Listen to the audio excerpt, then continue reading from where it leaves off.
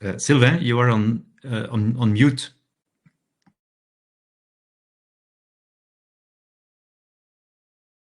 Unmute. Since the beginning, so I come back. So hello everyone. We can just beginning this new Red Talk organized by Kalim Institute, and it's a real pleasure to introduce Kathryn Lurain. My name is Sylvain Choquet. I'm the head of the clinical hematological unit in Pitié-Salpêtrière Hospital in Paris, France, and I'm the head of the Cavirogreffe network, which is a French network for viral-induced cancer after transplantations. Kathryn Lurain is right now the clinical director of the HIV and AIDS malignancy branch in the NIH Institute in Washington, D.C. And she is particularly an expert in the care of variety of HIV-associated cancer, particularly those induced by Kaposi sarcoma, herpesvirus.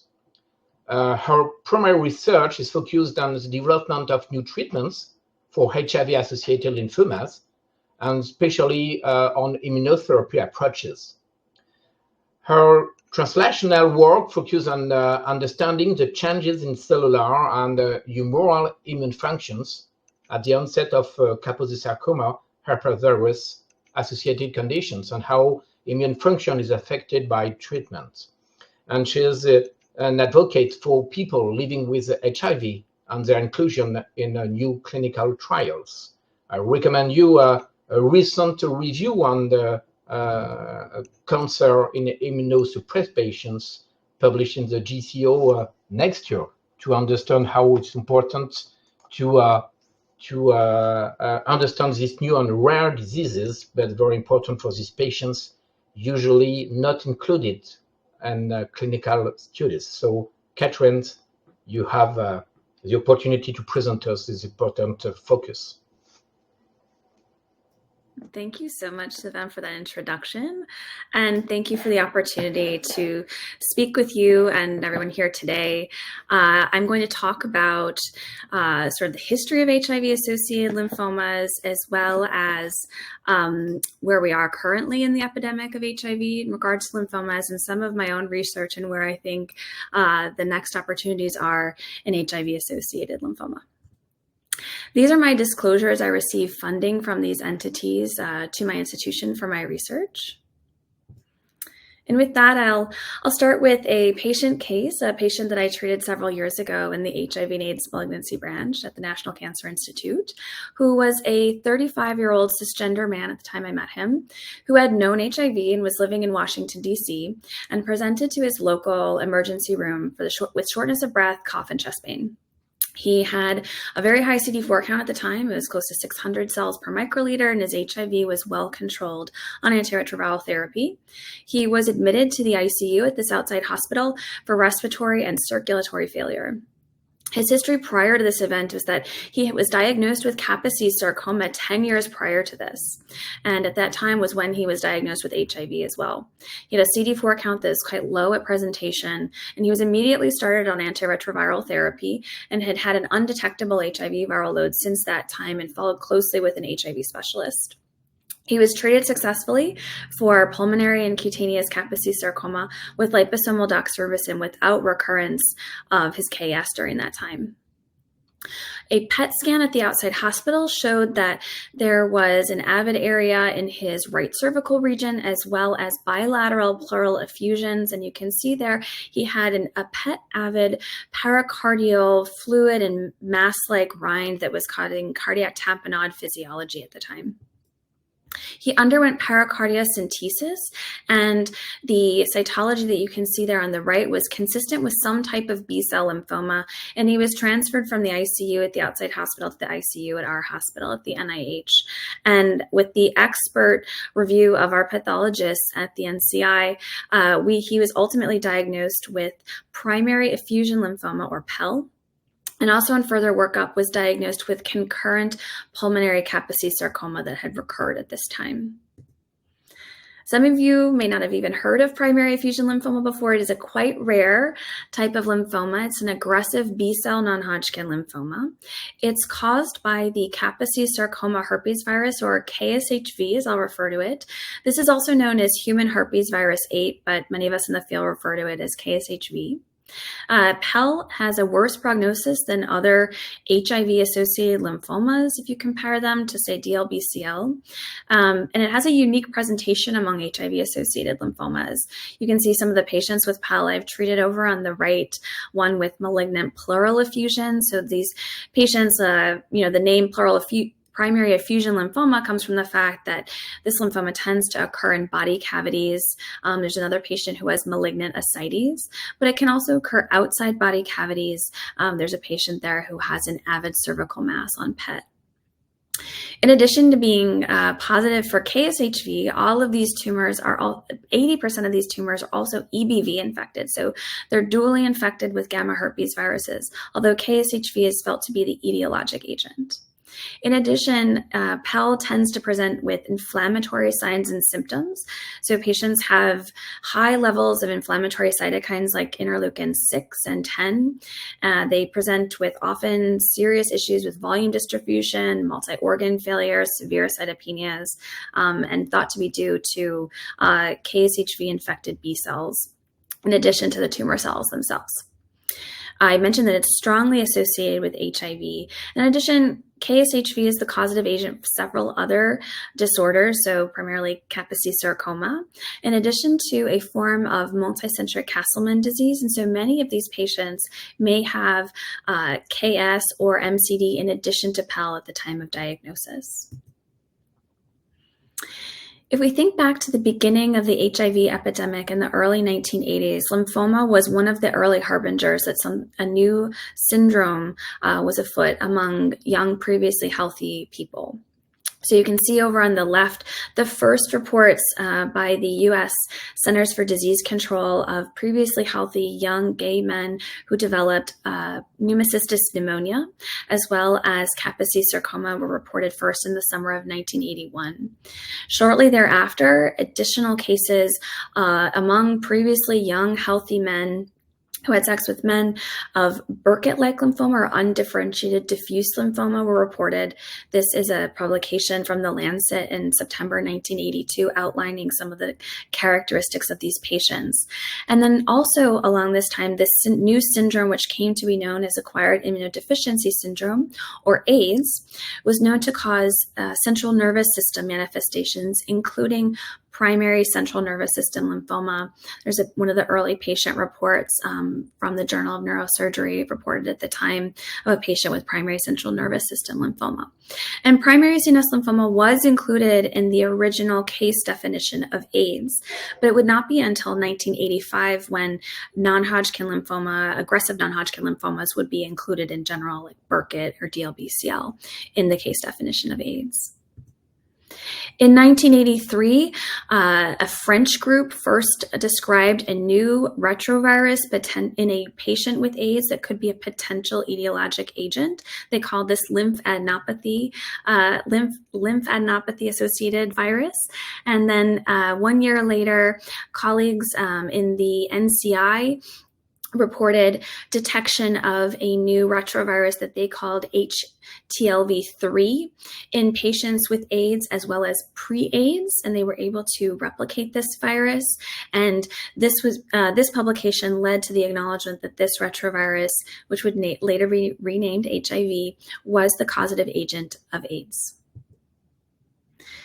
Because of the ardent and fervent advocacy of patients with AIDS and their advocates, there was significant attention and research put into AIDS at the time. And just 3 years after identification of the causative virus, there was the first antiretroviral agent approved by the United States Food and Drug Administration. That was AZT, or zidovudine, and which led to sort of a huge new hope for people with AIDS at the time, and also new research. And very important in the timeline of HIV-associated lymphomas was the discovery of a new human herpesvirus, which came to be known as the Kaposi sarcoma herpesvirus by Chang and Moore in 1994.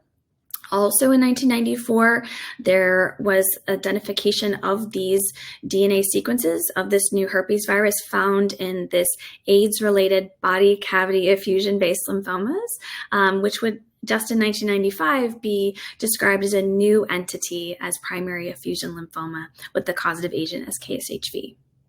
Most importantly, in 1995 was the first approval of the first protease inhibitor, that was sacunovir, by the US Food and Drug Administration. And this was the first time that what would be called then as highly active antiretroviral therapy was available to patients with HIV. And it was allowed for the combination of different types and agents to treat HIV and allowed for the suppression of HIV and changed this disease from a death sentence into a chronic illness. And over the next 20 years, it's been shown that antiretroviral therapy is not only an important treatment for HIV, it is an incredibly important prevention treatment for the development of lymphoma in people who have HIV. Over on the left, you see in the bars the number of cases of diffuse large B-cell in the United States over time, starting from the 80s up until 2006. In the line graph, you can see that that's the percentage of DLBCL cases that occurred in people with HIV. And you can see this sharp rise over time, starting in the 80s up until the mid-1990s of cases of diffuse large B-cell lymphoma that were due to AIDS. And then this drastic sharp decline starting in 1995 with the availability of antiretroviral therapy. Over on the right, this is a graph from my colleague Ramya Ramaswamy, who's not my colleague in the HIV and AIDS malignancy branch, but was across the pond at Chelsea and Westminster when she did this work at the time, showing the incredible advances in life expectancy in people with HIV-associated Burkitt lymphoma over the time periods of zero availability of ART, early ART, and our current era of ART. And not only did ART allow for improvement in HIV control and fewer opportunistic infections, but it also allowed for the delivery of curative intent combination chemotherapy, the same standard therapy that we can give in people without HIV and lymphoma. And this allowed for the revolutionization of treatment of HIV-associated lymphomas. So what we're talking about when we talk about HIV-associated lymphomas are generally aggressive B-cell subtypes. T-cell lymphomas are also increased in people with HIV. There's just fewer data available due to the rarity of those types of lymphoma. The most common subtype is diffuse large B-cell lymphoma, followed by Burkitt lymphoma. And then some of these rare entities, such as primary effusion lymphoma, plasmablastic lymphoma, and primary central nervous system lymphoma. It's important to recognize that Hodgkin lymphoma is also significantly increased in people with HIV. Not only is there an increased risk of developing lymphoma, but people with HIV also have worse lymphoma with more high-risk features. They present with more CNS involvement at baseline, more CNS relapse. They present with more advanced stage disease, as well as more extranodal involvement. In addition, their tumors have more high-risk features like MYC translocation, IRF4 overexpression, and the majority of the tumors are EBV or KSHV positive. We can generally divide these different subtypes into those that occur at more preserved CD4 counts or those that occur at lower CD4 counts. So Hodgkin lymphoma, Burkitt, or germinal center B-cell-like lymphoma tend to occur at higher CD4 counts and tend to have a better prognosis. You'll also, if you look at the percentages of association with EBV among these different subtypes, you'll notice these percentages are much higher than you would expect in the general population without HIV.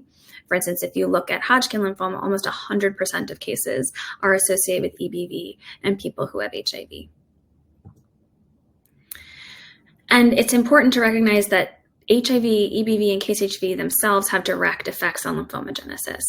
So all of these viruses cause chronic antigenemia and stimulation, causing polyclonal B-cell hyperactivity.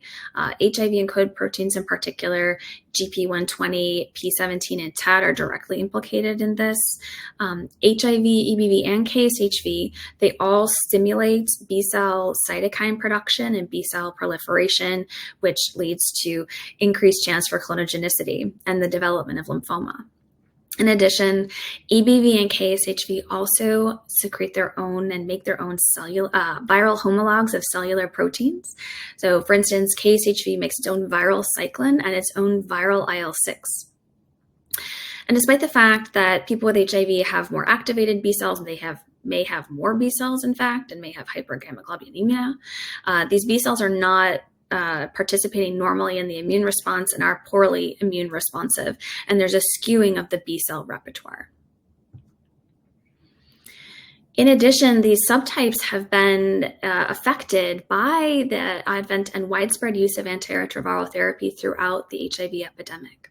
So subtypes that have been associated with more significant immune suppression, such as primary central nervous system lymphoma or diffuse large B-cell lymphoma, they're represented by green and red in the graph.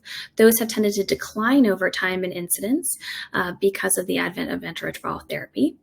However, those that tend to occur at higher CD4 counts, like Hodgkin and Burkitt, in the blue and dark blue and purple, those have increased in incidence and as a proportion of the number of cases of HIV-associated lymphoma over time. In addition, there's evidence that plasmablastic lymphoma and primary effusion lymphoma have increased in incidence in the modern ART era. And thankfully, outcomes for HIV-associated lymphomas have improved over time with the use of ART. This is a publication from Stefan Barta at Penn on the AIDS Malignancy Consortium, looking at the outcomes in their patients from clinical trials over different eras of ART. And you can see here that even in patients with low CD4 counts, less than 50 over on the left, and those with higher CD4 counts over on the right, there's been an improvement in each sort of era stage and development of ART over time. Importantly, when Dr. Barta looked and the co-authors looked at their data, they found that when in patients who were receiving antiretroviral therapy, it was not the HIV-related factors that were prognostic. So it's not the HIV viral load or the CD4 count. It was, in fact, the lymphoma-specific characteristics that were prognostic in the clinical trial setting. And there's evidence as well in Burkitt lymphoma and Hodgkin lymphoma, so two lymphomas that occur at higher CD4 counts, that HIV does not influence outcomes. This is a publication on the left from Silvia Montoto, looking at overall survival in Hodgkin lymphoma in patients who received ABVD with no difference by HIV status. And on the right is a publication from my colleague Mark Rashevsky at the NCI, looking at the event-free survival in Burkitt lymphoma from patients who received EPOCH-R with no difference by HIV status. So at least in some, when patients with have controlled HIV and are getting the same therapy as their immunocompetent counterparts, they have the same outcomes. But what about lymphomas that occur at low CD4 counts? So this is my experience with HIV-associated primary CNS lymphoma at the NCI. And remember, CNS lymphoma and people with HIV is associated with the most profound immunosuppression. The CD4 count is usually less than 200. Tumors are usually multifocal and quite large. And the pathogenesis is quite different than it is in the general population. It's almost always driven by EBV and the loss of EBV-specific T cells.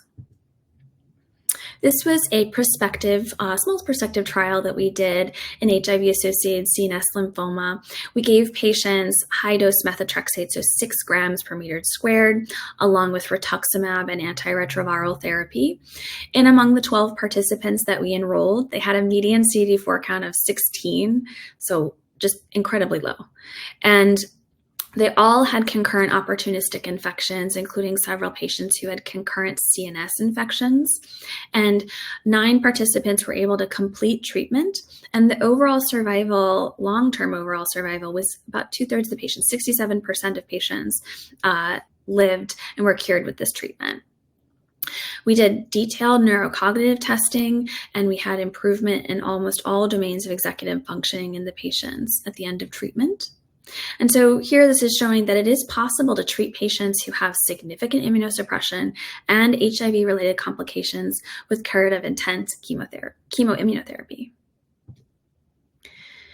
But we know that even in the a modern era of antiretroviral therapy, people with HIV and lymphoma still have a higher overall mortality than the general population. And this is due to the fact that people with HIV, as I've mentioned, do get more advanced stage disease, have worse lymphoma than the general population. But there are several other important factors. Many patients with HIV, we still continue to receive data, and there's still publications that show that people with HIV do not receive standard cancer therapy, that either receive reduced dose chemotherapy or they receive no cancer therapy at all. We also know that people with HIV are excluded from clinical trials, so they don't have access to the most novel agents. In addition, once the data are presented and these novel agents are approved, there's no data in people with HIV, and so then oncologists and hematologists are reluctant to give novel agents in people with HIV. In addition, we still know that in the healthcare setting, there is stigma against HIV as well as sexual and gender minorities. We also know that people with HIV tend to be racial and ethnic minorities, particularly in the United States and Europe. And that we also, in the United States, people with HIV tend to be uninsured or underinsured and have lack of access to healthcare. So how can we improve outcomes in people with HIV and lymphoma? Well, I think multidisciplinary care and gender-inclusive care is very important. Oncologists need to work with HIV specialists to optimally care for patients, along with pharmacists to avoid drug-drug interactions between oncology agents and antiretroviral therapy and infection prophylaxis. Patients may need help navigating sort of new healthcare systems or dealing with complex social situations that require the care of social workers and patient navigators. It's very important to safely deliver anti-cancer therapy. You must screen for and treat and then prescribe prophylaxis against opportunistic infections. And also, all guidelines state that you should give standard therapies at standard doses where indicated for people with HIV without regard for HIV itself. HIV infection should not be a reason itself to reduce or forego cancer therapy. But what about some specific pathologic characteristics that may be unique to HIV-associated lymphoma that could be exploited as a way to improve outcomes in people with HIV? Well, we know that CD4 T-cell lymphopenia is one of the drivers of many HIV-associated lymphomas. So anything we can do to improve CD4 T-cell lymphopenia or spare the T-cells during treatment could be important. But we know that people who have normal CD4 counts still get lymphoma. And so it's important to look at the effects on the CD8 T cells as well. And chronic viral stimulation, either by HIV or EBV and KSHV, can cause chronic activation of the CD8 T cells. And over time, there may be a decline in cytokine production or in the cytotoxic T cell response. There's upregulation of immune checkpoint molecules such as PD-1 or CTLA-4. And over time, T cells may become exhausted. And one of the ways that our group has worked to sort of circumvent or affect those changes by HIV and oncogenic viruses is through the use of immunomodulatory agents. So these are oral derivatives of thalidomide. There's two that are on the market currently, lenalidomide, the second generation molecule, and then pomalidomide, the third generation. These target cereblon, which is an E3 ubiquitin ligase. Many lymphoma doctors will be very comfortable with the use of some of these agents and know that they have immunomodulatory, anti-angiogenic, and anti-proliferative properties. Particularly important for people with HIV is that they penetrate the central nervous system. Through some of our work in our patients and as well as in our laboratory, which is run by Dr. Robert Yarshoin in our branch, we've shown that pomalidomide and lenalidomide can, in fact, activate T cells and NK cells in our patients. Over on the right is some data we published in patients looking in their peripheral blood showing increases in activated as well as central memory CD4 and CD8 T cells in patients receiving pomalidomide. Dr. Yarshwin in our branch has shown in the laboratory that EBV and KSHV, one of the ways they avoid immune detection and presentation of viral antigens to T cells is that they downregulate these immune service markers such as MHC and ICAM, and that pomalidomide and lenalidomide can reverse this, so they can improve immune presentation and activation of T cells. In addition, our lab has shown that there's anti-tumor effects in EBV and KSHV-associated lymphomas, mainly through the strong downregulation of IRF4. So if we go back to our patient case, recall that he was diagnosed with PEL. His was dually infected, so KSHV and EBV infected, and it involved his CSF, so he had leptomeningeal involvement by PEL. In addition, he had pulmonary Kaposi sarcoma. And I enrolled him on a clinical trial that combined EPOCH, so a combination anthracycline chemotherapy regimen, along with rituximab, as well as the immunomodulatory drug lenalidomide. We call it EPOCH R². In addition, we gave him intrathecal methotrexate to treat the leptomeningeal involvement. And this was, remember, his baseline PET, and after 2 cycles of EPOCH R², there was a complete response in the lymphoma. And he was doing really well outside the hospital, doing great. I'll pause here just to talk a little bit about leptomeningeal involvement by PEL. This is not something that's reported very much in the literature, and I've always been quite surprised over the last several years. We've continued to have patients who've had leptomeningeal involvement by their PEL, and we looked back at our cohort of patients. About 20% of our patients with PEL had CSF involvement at baseline. And it can be very difficult to diagnose this, particularly in areas of the world where there is limited access to cytopathology services. And we looked at ways to potentially aid in diagnosis of leptomeningeal PEL through measurement of the KSHV viral load in the CSF, in a similar way to EBV being measured in the CSF in patients who have primary central nervous system lymphoma. We looked at different cut points in patients and their KSHV viral load who had positive and negative cytology for PEL, and we found that when we had a cutoff of 391 copies per ml, there was a 100% sensitivity and a 96% specificity to detect leptomeningeal PEL. So this is a positive likelihood ratio of 22 to predict positive cytology and a near 0 negative likelihood ratio to predict negative cytology of PEL. And we think that this might be a way in limited resource settings is use a simple PCR test as a way to triage patients who may to sort of decrease the number and the burden on cytopathology services. You could screen patients with this simple PCR test and decide who did and did not need the gold standard cytology for diagnosis of CSF PEL. And going back to the rationale of EPOCH R² and primary fusion lymphoma, I've gone over the rationale for the use of lenalidomide, but as for EPOCH as the backbone of this regimen, it has been a combination chemotherapy that's been shown to be safe and effective in HIV-associated diffuse large B-cell lymphoma. This is on the right is a publication from my former colleague Kieran Dunleavy from the NCI showing safety and efficacy of shortened courses of EPOCH in people with HIV-associated DLBCL. Hematologists will know that EPOCH has been safely combined with lenalidomide in the general population with DLBCL. And then some may be questioning why we would give rituximab, an anti-CD20 monoclonal antibody in this case, because PEL is a CD20 negative lymphoma. However, I give rituximab to all of my patients with PEL, and the reason is that the severe inflammatory symptoms that accompany PEL are due to probably not the lymphoma cells entirely themselves, but to a KSHV-infected B-cell reservoir that is secreting human and viral interleukin-6, and rituximab is able to eradicate this B-cell reservoir and many of those inflammatory symptoms. As well, about 20 to 30% of patients who have PEL also have concurrent multicentric Castleman disease, and rituximab is the treatment of choice for that. So I give rituximab to all of my patients with PEL.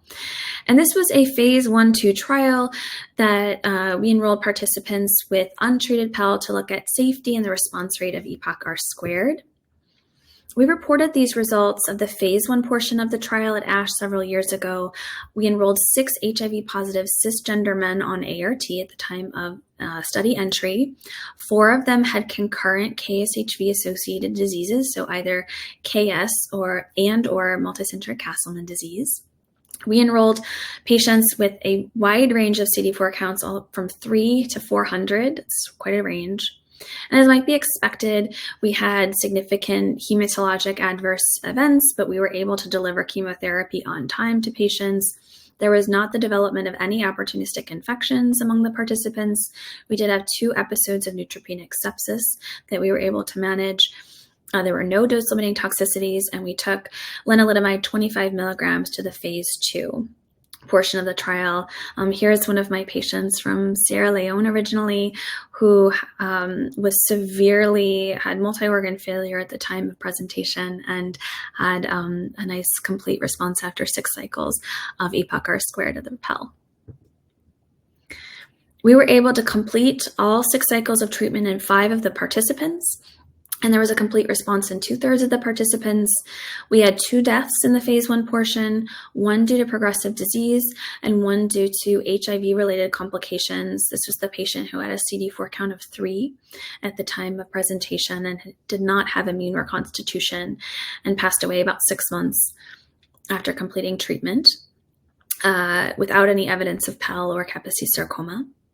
And in 2 years, 66% of the patients were still alive. Unfortunately, for our patient that we've been following today, he was the participant on phase 1 who did not complete all 6 cycles, because at cycle 5, he developed worsening fatigue, cytopenias, and increased inflammatory markers. His CD4 count had declined with treatment, but his HIV remained well controlled on ART. And his PET that we repeated early here because we were concerned for progression did in fact show progressive disease around his pericardium and now in the lung. Also very unfortunate at this time was that he developed lower extremity weakness and developed difficulty ambulating.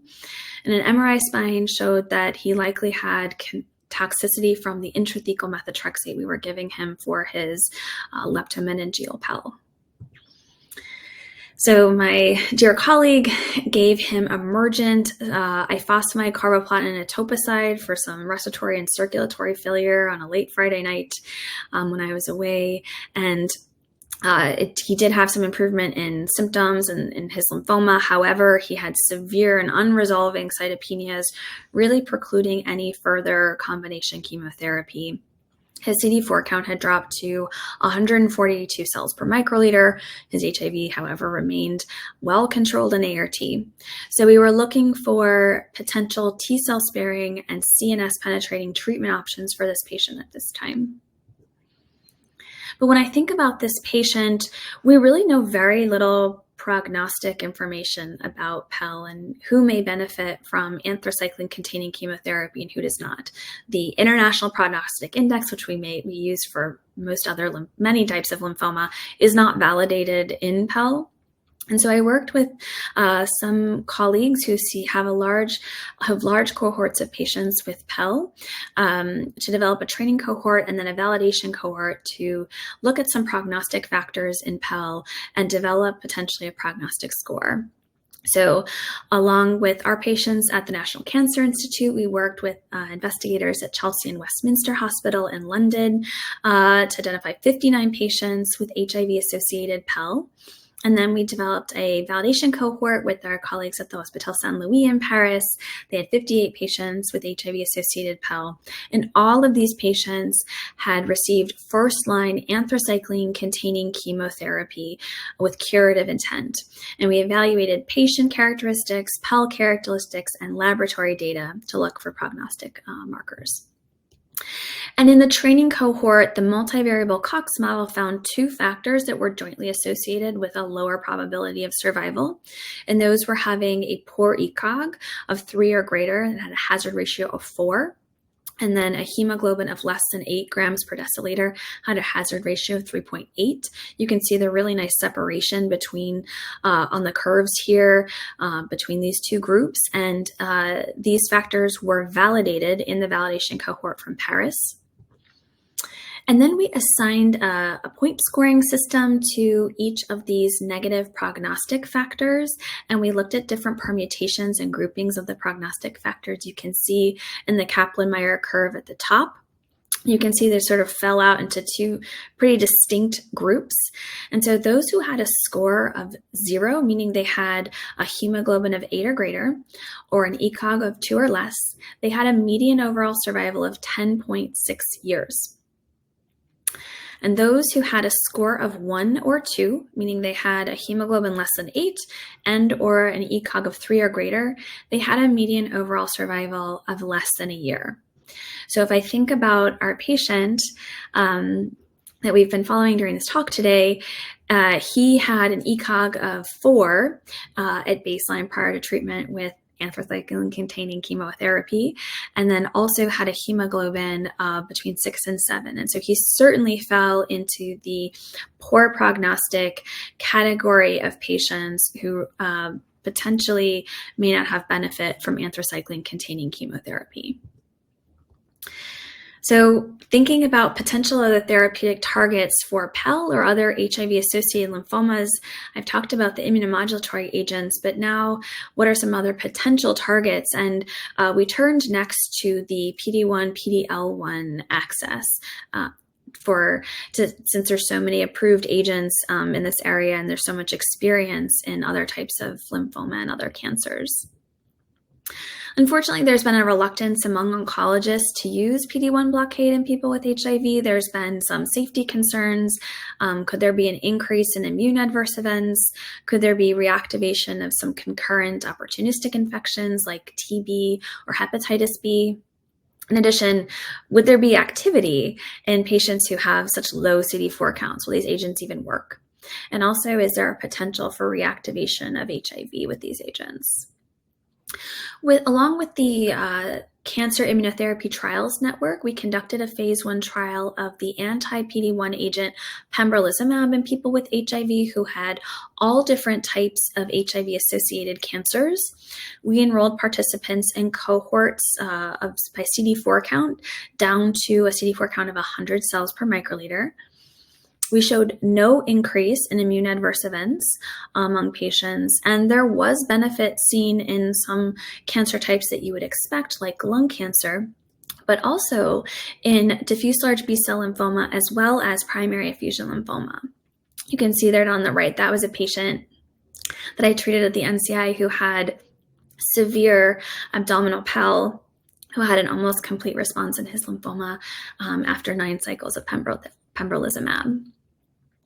And in regard to CD4 T cell counts, you can see in the graph on the top left that those who had low CD4 counts in the gray had an increase in their CD4 count with pembrolizumab treatment, and those who had higher CD4 counts upon study entry maintained their CD4 counts throughout treatment. In the bottom left graph, you can see that there were very few participants who had a detectable HIV RNA load at any time during treatment, but those who did never had an increase above 300 copies per ml, which is still considered controlled HIV. And so looking at patients with Hodgkin lymphoma and HIV, there's not much data in the literature, and PD-1 blockade is particularly important in Hodgkin lymphoma with the recent SWOG study that was presented this summer with Nivo AVD, it's now important in frontline therapy. And so the access for people with HIV to PD-1 blockade who have Hodgkin lymphoma is very important. So I undertook a small retrospective study with colleagues from Dana-Farber as well as Alex Herrera from City of Hope to identify patients who had received any PD-1 blockade for Hodgkin lymphoma. We were able to find 23 patients from 12 institutions in the United States after a lot of searching, which I think says something about the fact that potentially people with HIV-associated lymphoma are not receiving access to anti-PD-1 agents. We enrolled patients who had received monotherapy or had received checkpoint blockade in combination with brentuximab vedotin. Most patients we looked at had received treatment either in the second or third line setting. They received a median of 6 cycles of treatment. I think the most interesting findings is that there was a significant increase in CD4 T cells throughout treatment.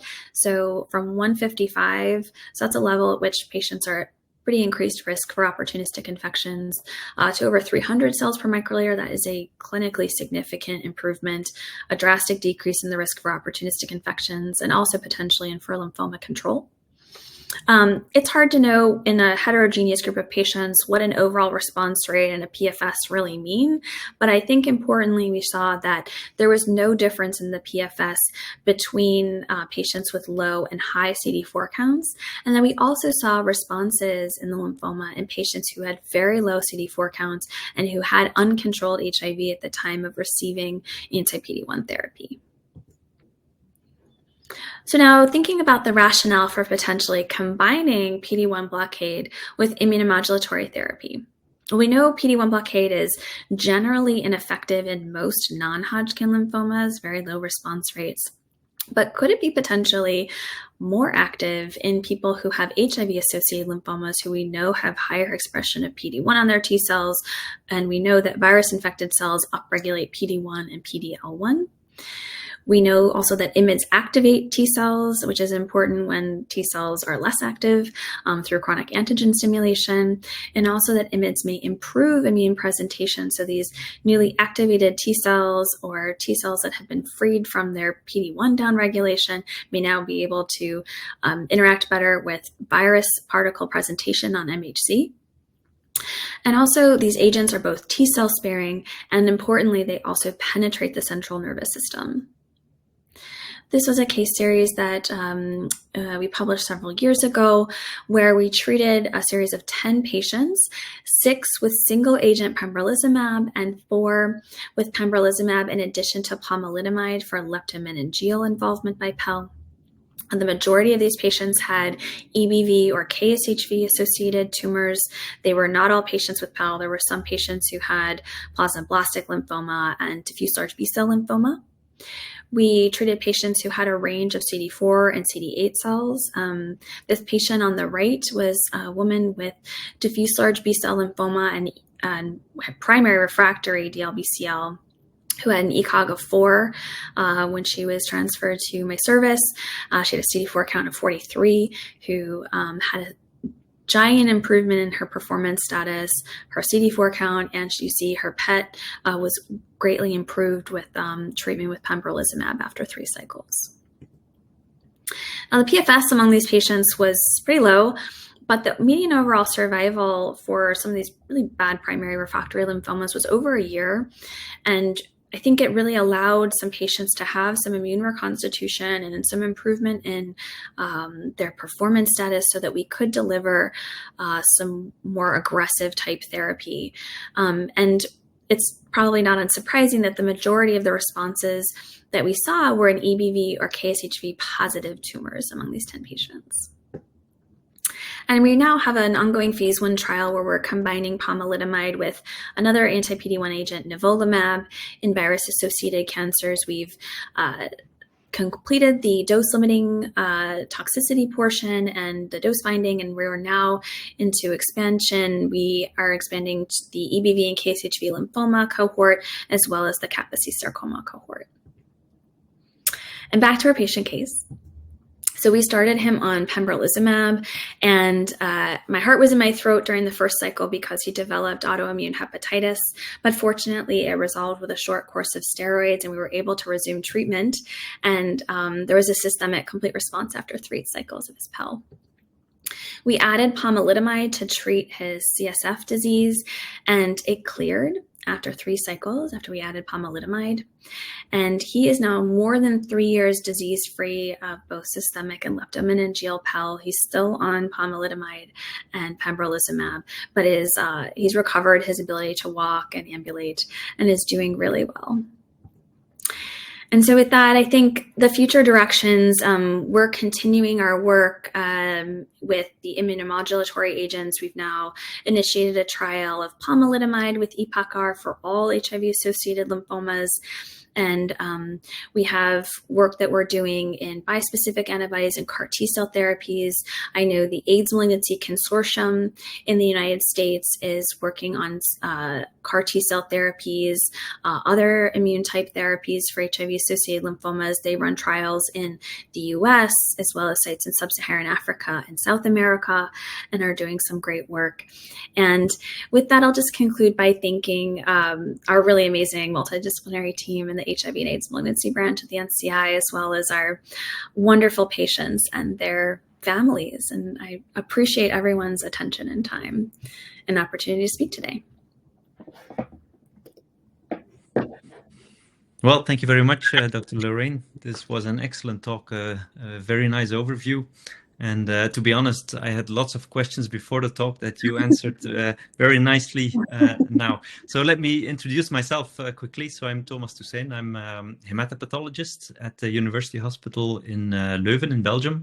And I have a specific diagnostic, but also research interest in immunodeficiency related lymphoproliferations. So not only HIV, but mainly focusing on post-transplant and other iatrogenic immunodeficiency related lymphoproliferations. And I see a lot of resemblances with this HIV positive lymphomas, but also quite some differences. And I was very intrigued by the studies you are doing on the treatment with the pembrolizumab and the PD-1, the PD-1 blockers. And I was wondering, because in the series you included, did you check the presence or absence of, for example, PD-L1 either in the tumor cells or in the tumor microenvironment? We did not in any of those patients in that case series. We do know that PD-1 and PD-L1 is overexpressed in PEL. Margaret Ship, I think, has published that. We didn't check in any of those specific patients. I can speak to our experience in Kaposi sarcoma. We've given extensive anti-PD-1 therapy there, and the PD-L1 expression makes no difference. I do think there's definitely much more work that needs to be done, though, in the tissue, looking at and correlating there, see if there's any interesting findings and how much PD-L1 or PD-1 expression is in the tumor microenvironment. Mm-hmm. Mm-hmm. Yeah, thank you. And you nicely, because in my experience, we don't see these lymphomas not so often anymore in HIV/AIDS related patients. And you nicely showed this graphs showing this change in incidence from the aggressive EBV-driven central nervous system lymphomas, the LBCLs, etc., to more towards Burkitt and Hodgkin. But they still seem to be EBV-associated in most cases, even though at the point of diagnosis, most cases have like a stable CD10 count and often even a viral load that is undetectable. Do you consider these lymphomas then rather as coincidental? And can you also comment on the time between the HIV infection and the time these lymphomas arise? Because, for example, in post-transplant, we see a lot of difference between lymphomas arising in the first year after transplantation compared to the ones, for example, arising later, which have much more characteristics of lymphomas that are coincidental and often EBV negative. Is that the same for HIV? Can you comment on that, please? Right. And so I just gave a talk about HIV-associated lymphomas, but really there isn't one over, it's very many different entities, and there's a different pathogenesis for different subtypes. And so it really is, it sometimes doesn't even make sense to really talk about HIV-associated lymphomas. But what I will say is that it's very clear that there is ongoing immune dysfunction in people with HIV, even on antiretroviral therapy. There is a skewing of the T cell repertoire. The T cells do not function appropriately. We know that there is, I mentioned that there is overexpression of PD-1 on T cells in people who have uncontrolled HIV, but even over time with long-term control of HIV on antiretroviral therapy, that overexpression of PD-1 never returns to normal. So patients still continue to have immune dysfunction, even on long-term ART with normal CD4 counts. So clearly, patients are not, their EBV positive T cells are not working appropriately, or their KSHV-associated T cells. It's very interesting that the highest incidence, the highest risk for the development of Hodgkin lymphoma is in the few months after the initiation of ART. So that is the highest risk time for people to develop Hodgkin. Why that is unclear, but there must be some, and the fact that Hodgkin lymphoma tends to occur at higher CD4 counts mean there has to be sort of some, we know Hodgkin is sort of usually surrounded by this, it's surrounded by this small number of Reed-Sternberg cells surrounded by a large immune infiltrate. So there have to be some immune cells sort of present to sort of participate in this sort of development of this tumor. In contrast to that, Burkitt lymphoma is associated with long-term sort of exposure to HIV viremia. So people with Burkitt lymphoma tend to be people who've had HIV for quite some time that's gone uncontrolled, but for some reason have maintained some level of CD4 cells. But and HIV is not really implicated directly in the pathogenesis of any other lymphomas other than Burkitt lymphoma. So it really looks like there are some HIV specific proteins that participate in the lymphomagenesis in Burkitt, which is not the case for other lymphomas. And so because it's such a heterogeneous group of tumors, again, it doesn't, but we don't have any evidence, though, that patients who present with lower CD4 counts do worse when given appropriate therapy than those who have sort of more intact immune systems. So I think anecdotally, if I could talk about my own experience and my patients I've treated, patients who have very, very low CD4 counts, more things do tend to go worse. They tend to go there's more complications. They tend to have more aggressive therapy. They tend to have poor nutrition, which compounds complications. And so I do think it is hard to treat patients who have lower CD4 counts and more severe immunosuppression. But all the data that's published would tell us that in fact is actually not the case in controlled settings, at least in clinical trials. Yeah, thank you. Very intriguing. I also invite the audience to submit their questions. I see one question already arising here. So you briefly mentioned CAR T cells for HIV-related B-cell lymphoma. Do you already have an experience to share? So I personally have not given CAR T cell therapy to someone with HIV yet. The AIDS Malignancy Consortium, though, did present data 2 or 3 years ago at ASH now from the CIBMTR, about 40 patients, a retrospective look at patients who had been given CAR T cell therapy. They had to have received Axicell since HIV infection is a contraindication and not allowed, and the other 2 approved CD19 targeting CAR T cell products.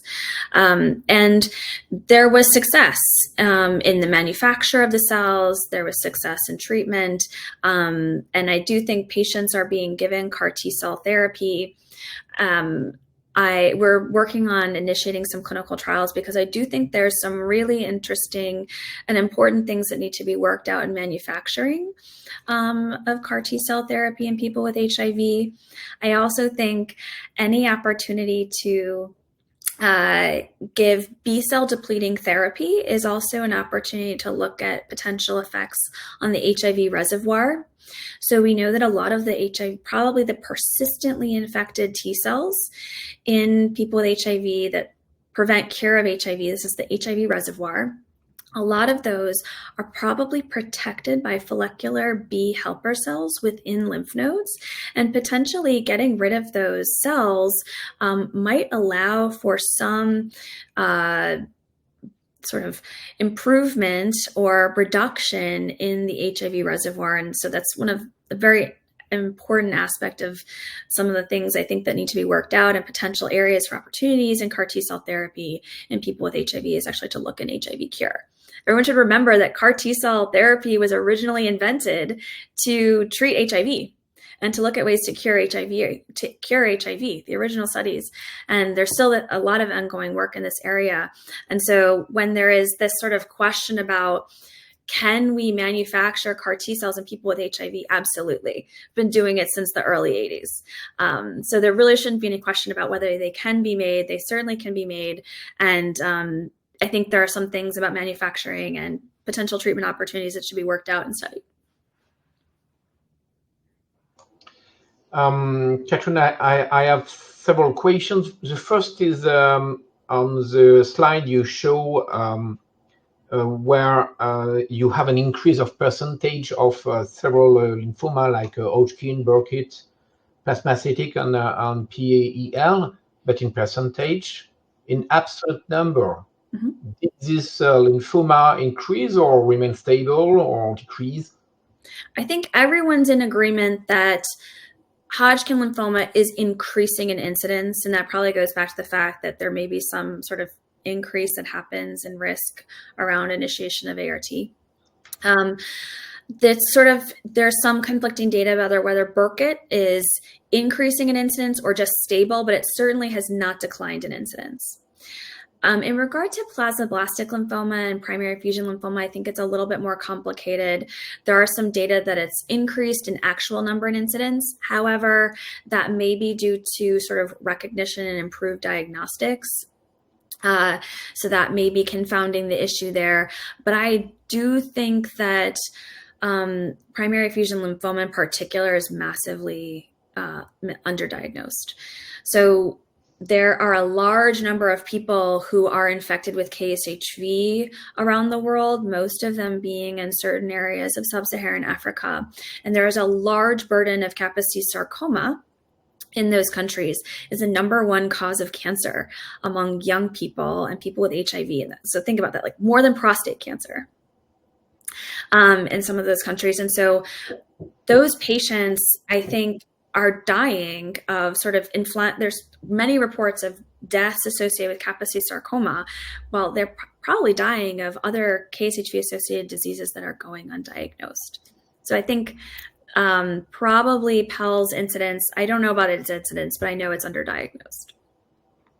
There is some old data showing when we introduced rituximab in the treatment of non-Hodgkin lymphoma, for patients with less than 50 CD4 cells, the rituximab could be more toxic than useful. Do you think we must still have this level of 50 CD4 cells, or you give rituximab to all CD20 positive non-Hodgkin lymphoma?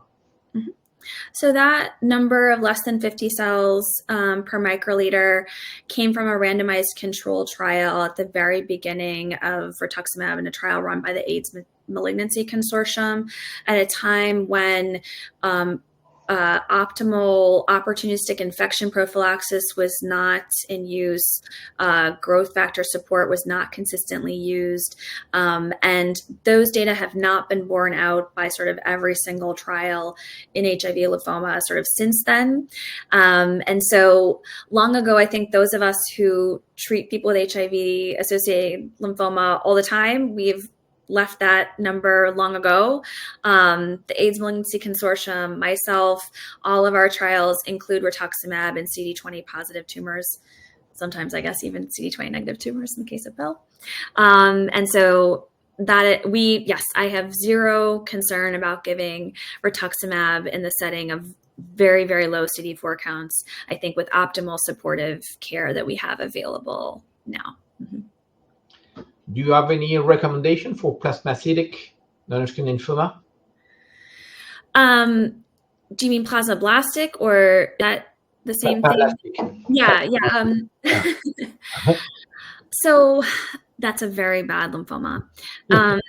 We have been enrolling patients with plasmablastic lymphoma on our trial with pomalidomide and EPOC. We definitely think patients, I think the data show that CHOP is not adequate, probably EPOC is not adequate.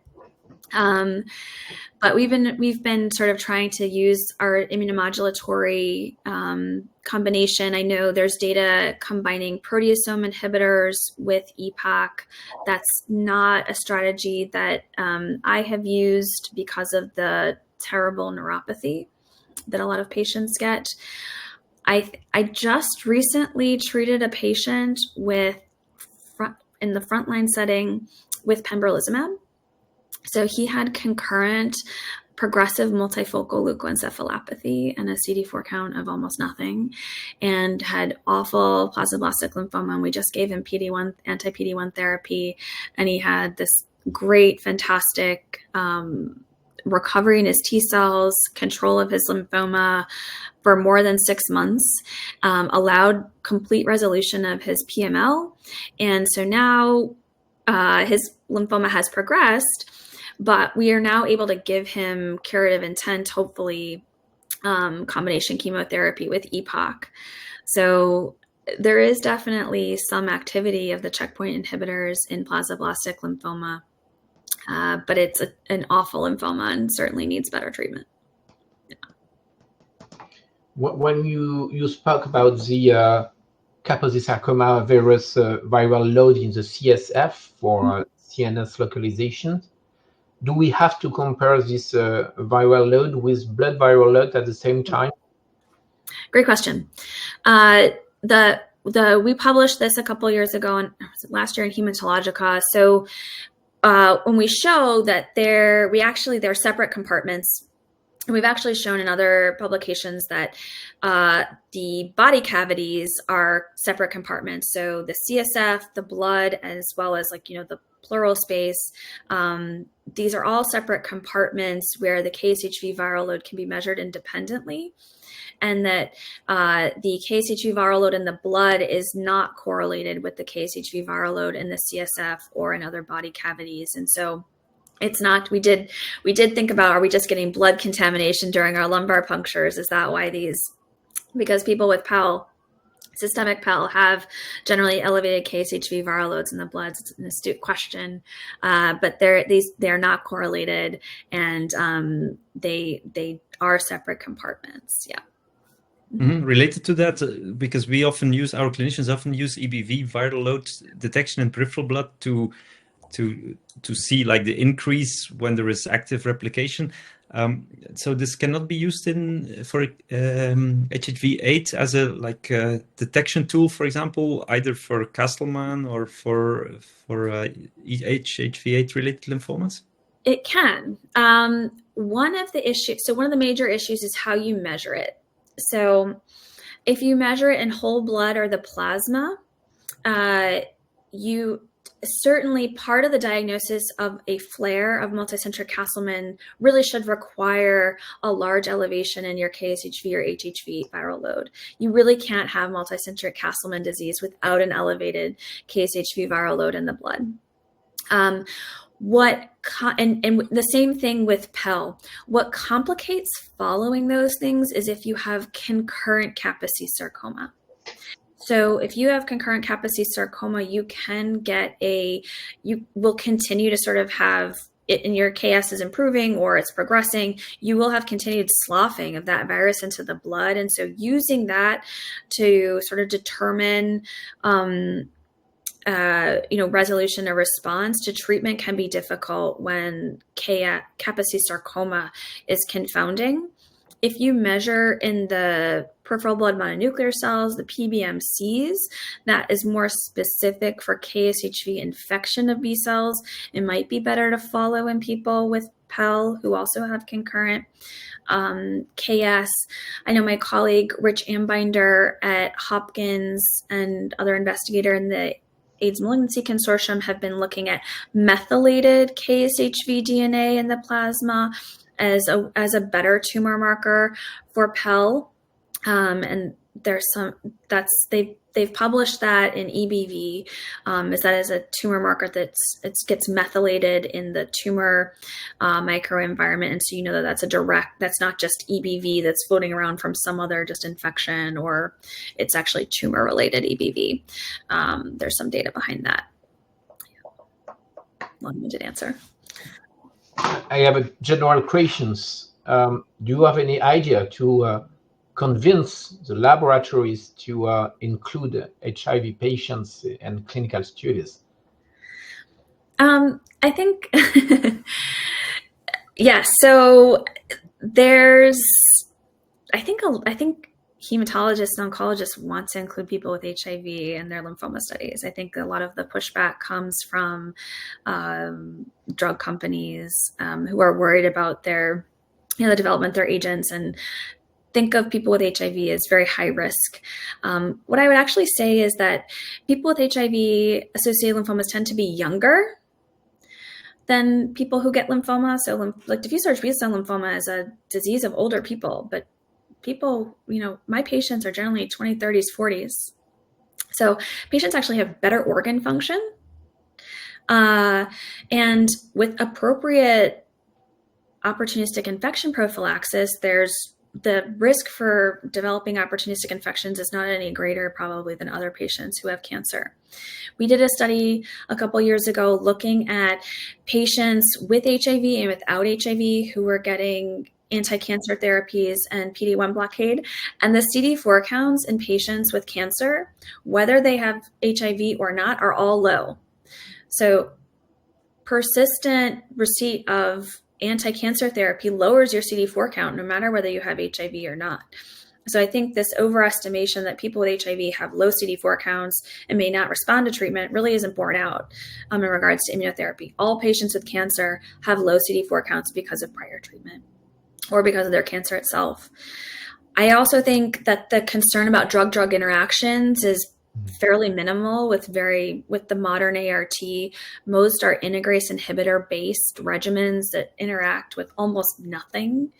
And so I think that's really not that significant of a concern. I actually see more and more inclusion of people with HIV in clinical trials, which makes me excited. Sometimes I get disheartened, though, when I see that there's these very, very high CD4 count cutoffs for inclusion. And I would like to say that having a CD4 count cutoff, have a scientific rationale for it. So below 200 requires opportunistic infection prophylaxis, at least for pneumocystis pneumonia. And there may be a scientific rationale to exclude patients if your agent may increase the risk of PCP pneumonia, or the agents that you need to give to prophylax against it or treat it would interact with your agent. That's a scientific rationale. But sort of arbitrary cutoffs without scientific rationale I find very frustrating. But I do see more and more inclusion of people with HIV in clinical trials, which is great.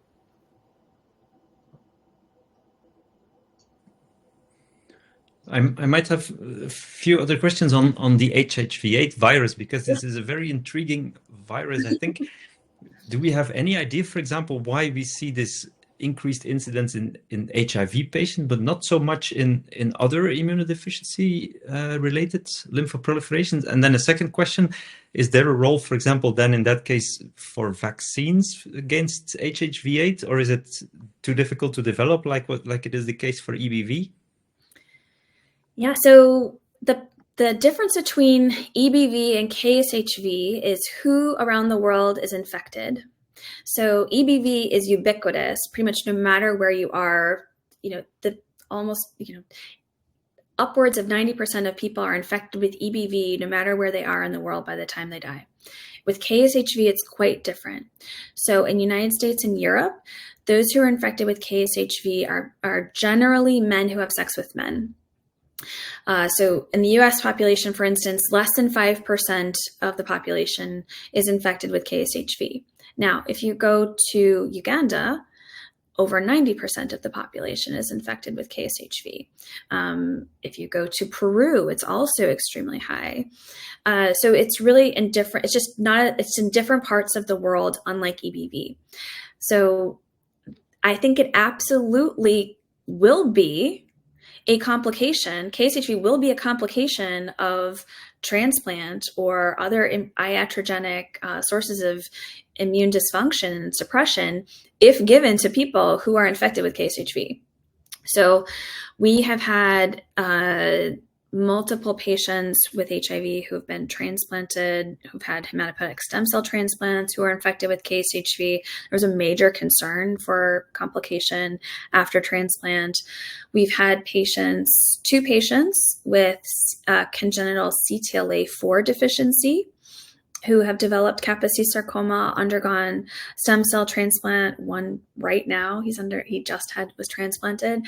One of these patients did develop recurrence of Kaposi sarcoma after transplant, and we're holding our breath that this other patient does really well. But I think certainly if these therapies are given to people who are KSHV infected, it will be as significant a problem as EBV.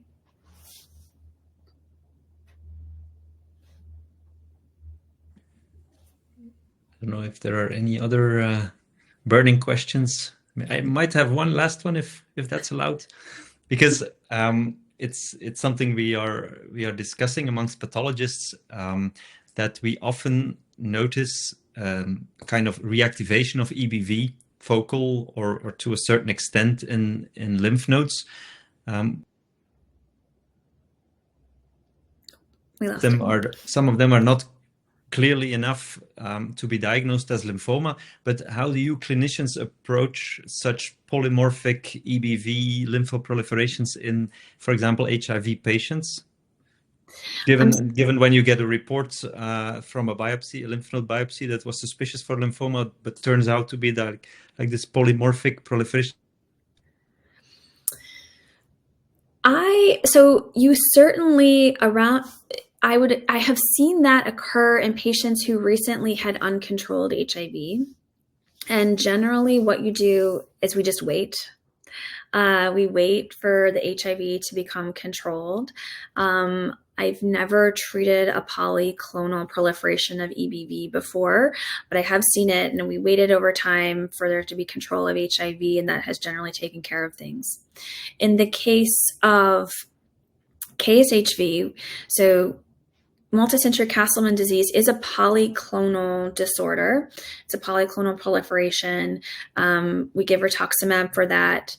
I didn't mention today, but our group in the HIV and AIDS malignancy branch identified a group of patients who have KSHV-associated inflammation and cytokine excess, who do not have pathology findings consistent with multicentric Castleman disease. This was described over like 10 to 15 years ago now. It's called KICS, or KSHV-associated inflammatory cytokine syndrome. So this is a polyclonal proliferation, and we have given rituximab in this case to sort of treat that. And because otherwise patients will just these patients tend to have KS, so they have significant immune dysregulation, and we have given those patients rituximab as a way to clear that cytokine excess and improves symptoms. But I think it is really important to make sure those patients don't have active lymphoma somewhere outside the lymph nodes, so in the body cavities, for instance, or in the peripheral blood that you can find. So you want to make sure you're not missing PEL in those patients. Oh, I can't hear you.